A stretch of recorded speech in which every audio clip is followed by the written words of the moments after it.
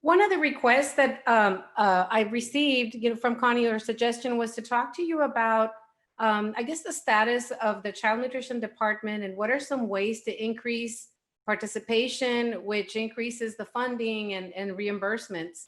Let me see. Let me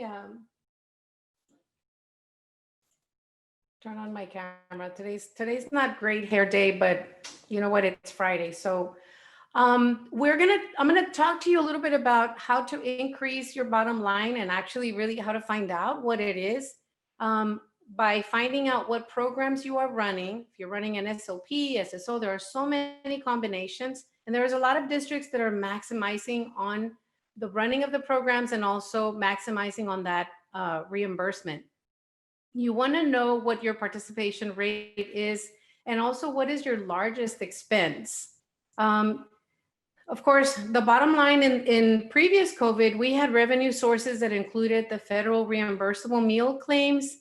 We had meal sales, we had a la carte, the snack bars, we also had catering, so I kind of scratched that. And then your expenses looked a lot like the food costs, supplies, equipment, salary benefit, utilities, indirect costs. And so I highlighted the two that are right now are probably your highest, which is the food expense and the salary and benefits. So word of caution, these are the ones that we need to keep a close eye on, because we know that supplies is going to include possibly PPE, disinfectant, different things to make your cafeteria ready for in-person. And so we know that equipment is going to be a deal breaker. Right now, you're probably not investing in a lot of infrastructure equipment unless you need to increase refrigeration space or freezer because you're having to receive food that is different from what you would have normally served. And we have seen a lot of that happen where schools are not possibly cooking from scratch things, because in this trying times, it's very difficult to package a to-go box with hot food. So a lot of districts are doing a lot of cold food, and I can certainly understand why. The programs that you are running, and one important tidbit that I wanted to make sure, in a big bubble out there, is remember that there is a 60-day limit to file your claim. And it's very important that your child nutrition director be on top of that claim, because you only get one pass a year of whoops, I forgot. After that, there's no more free pass. You will not get paid if you go beyond your 60-day limit. So revenue streams for child nutrition include running the National School Lunch Program, Summer Seamless, Summer Food Service Program, which are going to include the breakfast and lunch. Now, the secondary program is the CACFP at risk, which includes a snack and or a supper. And so this is where I talk about some of the districts that are really out there on the curbside bundling these meals, that are bundling breakfast, lunch, and supper. So kids are getting 3 meals a day. And it's a big hustle. It's a lot of work, but that is also going to generate more revenue to the department. So I have seen several, with the attempt or implementing CACFP at risk supper, be able to be at least at a break-even point. Another program that is of interest, and this one is by invitation only. So districts that receive this grant are invited to participate in the fresh fruit and vegetable program. That's why I put the little picture of the star fruit in the bottom, because this is a great program that gives students an educational component with an additional snack. So fresh fruit and vegetable, you can provide, all kinds of different ideas, new vegetables and fruit that are in season, along with an educational component. So districts are doing a really good job with that. Now, in the past, districts requested reimbursement for fresh fruit and vegetable based on their actual costs, because they're doing great. Everybody in the valley is doing great with the other programs. So fresh fruit and vegetable was just merely a pass through. You know what? I bought the star fruit, so you owe me $2, and that was it. But that grant has a component for administrative fees and operational costs. So you could add on a little extra to ensure that you recover all of the costs associated with the program. Third one that is really important is the USDA commodity and the use of those commodities. So districts need to check their bulletin weekly to make sure that to see if there's bonus items out there and grab those bonus items and draw them down to you. Those are considered bonus so they don't go against your grant money. But there may be an opportunity buy where you can actually use a center of the plate item using USDA commodity, or maybe even produce an entire day's menu using the commodities. Equipment grants, that has been closed, but there have been a couple of districts that have received a large amount of equipment grant where they are buying equipment that's specialized for curbside feeding. And then, of course, there's other grants. There's a lot of grant opportunity right now through nonprofits like No Child, No Kid Hungry, and Texas Hunger Initiative also has a lot of resources for other granting opportunities that can help out a district. Now, maybe a large district might see $50,000 is not a whole lot of money, but for a small district, that might be an entire month's worth of expenditures. Dairy Max also offers grant opportunities for school districts, and they're always looking for ways to help out, even if it's just to gather and bring in ideas and resources. Staffing formulas is one that needs to be looked at. And I served on a task force or a work group with the Texas Department of Agriculture to develop and come up with training on financial management statewide.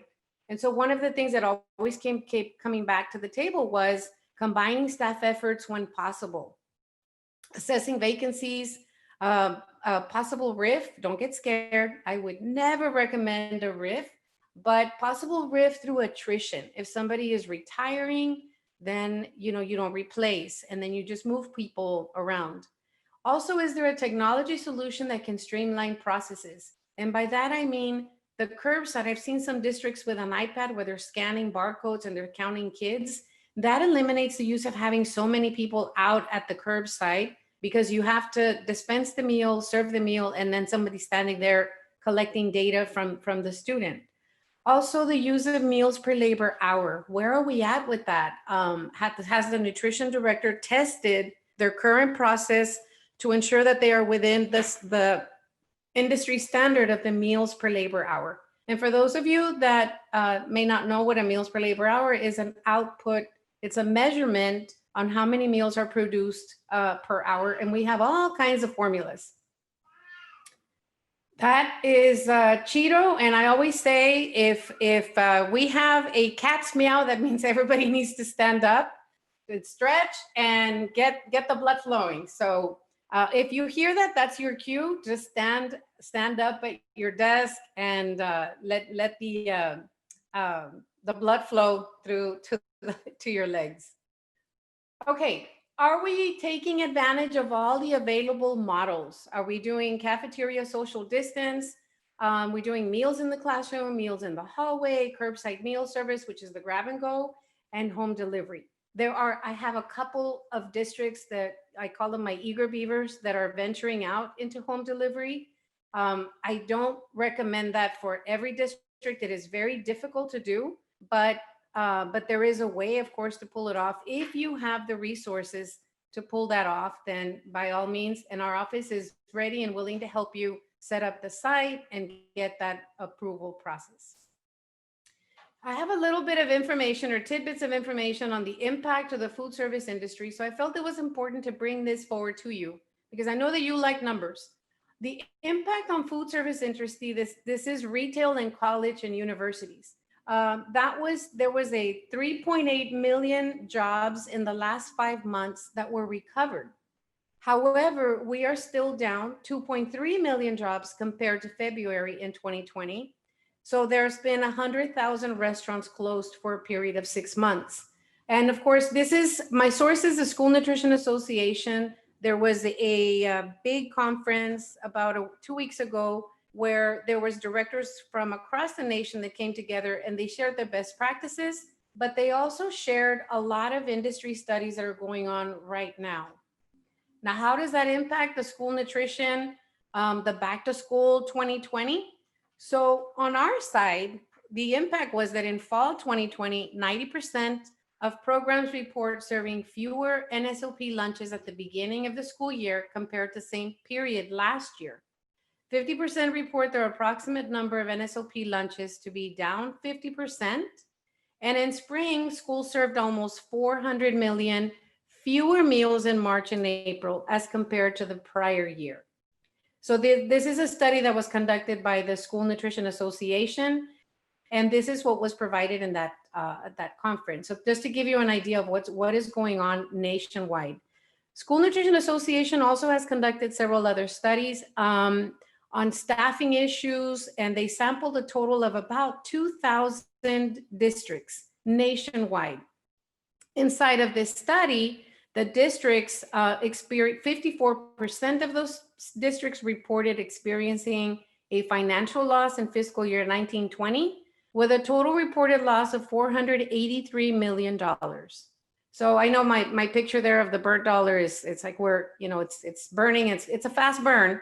But just be aware that I know the story I'm telling about the nationwide studies and the financial losses. Just be aware that there is, we're keeping hope alive, and that I provided you with the programs that are being run and also examples of districts of what they are doing to increase their participation. And one that is important to note is that the most successful districts in meeting their benchmark for participation are the ones that have a heavy use of social media. And I will see the plates and the menus on Twitter, I will see them on Instagram, and I see them on Facebook. And I start following them, and they're doing an amazing job of promoting their service to the families, and they'll put out a menu. We're here, curbside, we're waiting for you, come on by. And so those are the ones that I see that the numbers are pretty good. Now let's take a look at the federal reimbursement comparison. So I went and I grabbed a Region 1 sample. These are just top, I'm using 9 districts. And what they did, September was a difficult month because a lot of districts switched from NSOP to SSO. And that was also a fiscal year transition. So we had to navigate from previous fiscal year to the forward fiscal year. So we were able to find some of the data. If you can see here, my numbers show district number 1 at a deficit of 68,000 as compared from September 2019 to September 2020. September 19 is pre-COVID, and September 2020 is actual remote learning, COVID, and all that. My second district, this one's a little hustler, right? Their September 2019 reimbursement was 3.5 million. They were able to collect under NSOP 1.6, and they're also doing 644,000 on the CACFP at-risk site. So this would have normally been like a big bleed had they not done CACFP. So they're still coming in at a shortfall of $1.2 million, but look at the amount of effort and work that is going in running the dual programs. My third district, and I'm not going to go over all of them because you can see the numbers. My third district is at a deficit of 840. I do have one little tiny private school out there. My NS means that they have not submitted a claim. They need to hurry up or it's not going to get paid unless they did not participate in any meal service whatsoever. So we're making contact with that district or that charter to make sure that the information is correct. Okay. Training and presentations. Our office meets with child nutrition directors every 2 weeks. We provide a lot of resources. We provide training. And TDA also has a webinar series link for training presentations, making sense of food cost basics, functional forecasting and menu planning, using production records, and then leveraging social media to increase participation and menu planning systems. So all of these resources were developed by the financial team at TDA to make sure that directors have the support that they need during these times. I also included as part of my PowerPoint presentation, one handout about, it's called the nuts and bolts of financial, and then the other one is on inventory controls and also USDA commodities. So quick story about USDA commodities. We are hearing at the state level that the warehouse, the state warehouse has an excess of commodities because the school districts are not drawing them down. And the districts are not drawing them down because they have nowhere to put it. It's a lot of frozen food, or it's the warehouse. It's probably something that is not being used. So that is when we start looking at some menu planning systems to ensure that we're making the best use of these. Other resources provided by TDA are food cost basics, including essential KPIs, and also forecasting basics using production records to plan and reduce waste, which right now is very difficult, and also the planning menu systems. Quick FYI, this is on a side note. I wanted to bring it forward to you so you be aware. The administrative reviews for school districts participating in National School Lunch Program have been suspended because the majority of the school districts switched to summer seamless, meaning you're now community feeding and not just school feeding. So they have been suspended until summer of 2021. And that is great news. There was a couple of I guess martyrs, I should say. There was a couple of districts that had already started the process and they finished, and that was Zapata ISD. She did her NSOP, she did her procurement review, and she did her CACFP at-risk review, and she had no findings. Actually, the procurement review is still ongoing, but she had no findings in her administrative review, so kudos to her. And there was a couple other that have already been closed out as well, so that's great news. Now, the procurement review, that is still ongoing. It's a little slow process. It's taking a little longer, right? Because there needs to be a selection of vendors made. But I just want to make sure that staff has access to Texas UMPS and that you are receiving emails from TDA. If you're on this list and you have not had any communication, please contact our office so that we can make sure that we make that connection between the district and your reviewer to make sure that this procurement review goes without a hitch and we can close that chapter and move on.